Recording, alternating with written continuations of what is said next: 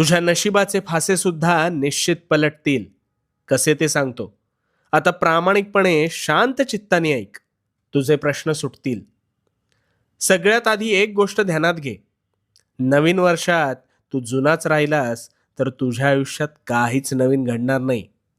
गोंधळलास ना? आता एक गोष्ट ऐक. दोन घनिष्ठ मित्र होते. एक हलाखीच्या परिस्थितीतून संघर्षातून जात होता, तर दुसरा ऐशोआरामी जीवन जगत सुखाचा उपभोग घेत होता.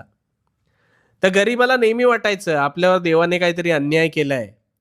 पण हा श्रीमंत मात्र कधीही उठायचा, कधीही झोपायचा, आयते अरबट चरबट खायचा. काही वर्ष सरली.